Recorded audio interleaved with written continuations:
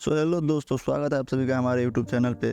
आज की वीडियो में हम एक बिगिनर्स को ये सिखाएंगे कि स्टॉक जो है, किसी स्टॉक को खरीदने से पहले कौन कौन से चीज़ें देखने की ज़रूरत होती है, कौन कौन से वो टॉपिक है जिन्हें पढ़ के समझ के वो एक अच्छा स्टॉक चूज कर सकते हैं। तो हर बिगिनर्स इस वीडियो को पूरा देखें और अगर पसंद आता है तो please like share and subscribe जरूर से करना दोस्तों, क्योंकि हम आपके लिए इतनी मेहनत करते हैं और बदले में आपसे कोई हम चार्ज भी नहीं कर रहे हैं दोस्तों। तो प्लीज़ हमें सपोर्ट करने के लिए लाइक शेयर एंड सब्सक्राइब तो कर ही सकते हो।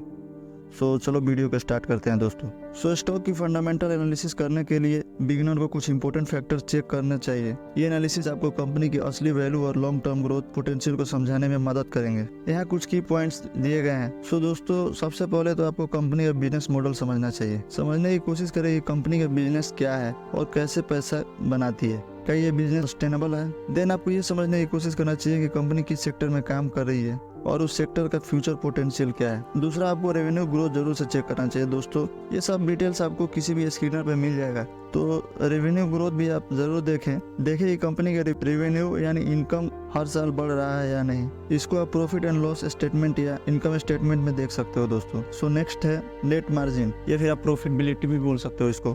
दोस्तों, नेट प्रॉफिट मार्जिन ये बताता है कि कंपनी अपनी टोटल सेल्स में से कितना प्रॉफिट कमा रही है। हायर प्रॉफिट मार्जिन का मतलब होता है कि कंपनी अपने कॉस्ट को इफेक्टिवली मैनेज कर रही है। देन अगला है दोस्तों डेट टू इक्विटी रेशियो। ये सेक्शन तो आपको खास करके देखना ही चाहिए, क्योंकि ये रेशियो कंपनी का टोटल डेट को इक्विटी के साथ कंपेयर करता है। अगर कंपनी के ऊपर ज़्यादा कर्जा है तो इससे उसका रिस्क बढ़ सकता है, तो ऐसी कंपनियों से बचे जिसके ऊपर बहुत ही ज़्यादा कर्ज हो। आइडियली आपको लो डेट टू इक्विटी रेशियो वाली कंपनी में ही इन्वेस्ट करना चाहिए। देन अगला पॉइंट है दोस्तों return on equity. Return on equity बताता है कि कंपनी अपने शेयर होल्डर के पैसों पर कितना रिटर्न जनरेट कर रही है। हायर आरओई मतलब हायर आरओई वाली कंपनी में इन्वेस्ट करना आपके लिए बेस्ट हो सकता है दोस्तों। नेक्स्ट है दोस्तों अर्निंग पर शेयर, जिसे हम शॉर्ट में ईपीएस भी बोलते हैं। अर्निंग पर शेयर ये बताता है कि हर एक शेयर पर कंपनी कितना प्रॉफिट कमा रही है। अगर ईपीएस बढ़ रहा है हर साल तो ये एक साइन हो सकता है कि कंपनी ग्रोथ कर रही है। देन अगला है दोस्तों प्राइस टू अर्निंग रेशियो, इसे हम शॉर्ट में पी रेशियो भी बोलते हैं।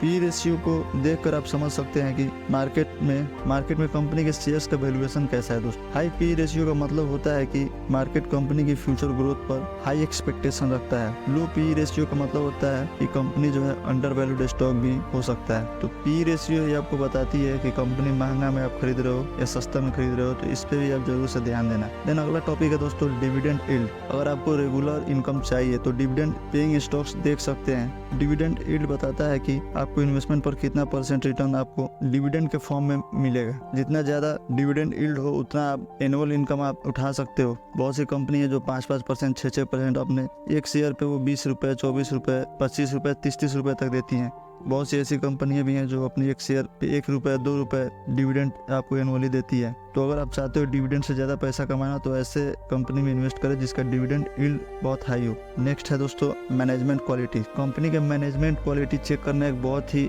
जरूरी हिस्सा होता है आपके लिए। तो इसके बारे में आप एनुअल रिपोर्ट में पढ़ सकते हो, या फिर कौन कौन को जब आप स्टडी करोगे तो मैनेजमेंट में कितनी क्वालिटी है ये आपको पता चल जाएगी दोस्तों। देन अगला है दोस्तों इंडस्ट्री ट्रेंड। जिस कंपनी में आप इन्वेस्ट कर रहे हो वो कौन सी इंडस्ट्री में आती है, कौन सा सेक्टर में आता है, उसका ट्रेंड है कि नहीं मार्केट में, ये सब चीज़ों पर भी आपको ध्यान देने की जरूरत होती है। देन अगला है दोस्तों कॉम्पिटिटर एनालिसिस। आपको ये भी एनालिसिस करने की कोशिश करना चाहिए कि जिस कंपनी में आप इन्वेस्ट करने जा रहे हो उसका कॉम्पिटिटर कैसा है, उसका मार्केट शेयर क्या है, और जिस कंपनी में आप इन्वेस्ट करो उसका मार्केट शेयर क्या है। तो इन सब चीज़ों को ध्यान आपको जरूर देना चाहिए दोस्तों। देन अगला पॉइंट है दोस्तों कैश फ्लो स्टेटमेंट को जरूर चेक करें। ये बताता है कि कंपनी के पास ऑपरेशनल और इन्वेस्टिंग एक्टिविटीज के लिए कितना एक्चुअल कैश अवेलेबल है। दोस्तों इन सब फैक्टर्स पे आप ध्यान देके स्टडी करके इसे एक कंपनी का पूरा फाइनेंशियल फंडामेंटल एनालिसिस मुकम्मल कर सकते हो और उसमें बेझिझक आप इन्वेस्ट कर सकते हो। तो बिना ये सब चीज़ों को जाने और समझे किसी भी